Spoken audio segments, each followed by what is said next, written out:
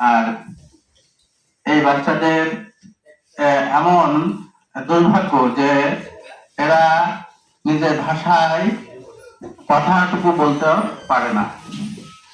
তো তাদের তো এখানেও কিছুটা জটিলতা আছে। আসলে আমাদের দেশে ইশারা ভাষায় কোনো ইনস্টিটিউট আছে কিনা আমি জানি না। তো এর জন্য ইনস্টিটিউট হওয়া খুবই প্রয়োজন, কারণ এটা একটা বড় অংশ, সমাজে একটা বড় অংশ যারা এই ভাষায় কথা বলে, এই ল্যাঙ্গুয়েজের প্রশিক্ষণ দিতে পারে। তো এটা আমাকে থাকা দরকার। তো আর তাছাড়া এরাই এক সময় করতে হবে, তা না হলে তো আসলে আমরা আমাদের সেই উন্নয়ন, সার্বিক যে উন্নয়নটা আমরা বাধাগ্রস্ত হবে, আমরা পারবো না। তো আজকে সবাইকে একটা মেসেজ দিতে যে আমরা যেন আমাদের আশেপাশে যারা এই এই এই শ্রেণীর অনেক উপজেলাতে আসলে রুট এলাকায় সেখানে বাচ্চা কাচ্চা থাকলেও তারা এই সুযোগটা পায় না।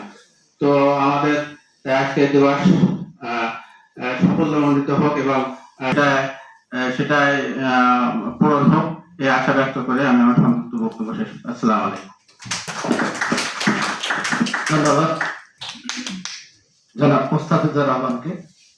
সম্মানিত উপস্থিতি, ইশারা ভাষার ব্যবহার বাক শ্রবণ প্রতিবন্ধী ব্যক্তির অধিকার, এই প্রতিপাদ্য বিষয়কে সামনে রেখে আপনারা দীর্ঘ সময় ব্যাপী আলোচনা শুনছিলেন। আমরা একেবারে শেষ পর্যায়ে চলে আসছি। এ পর্যায়ে প্রধান অতিথি মহোদয়ের বক্তব্য রাখার জন্য সরকারি কমিশনার।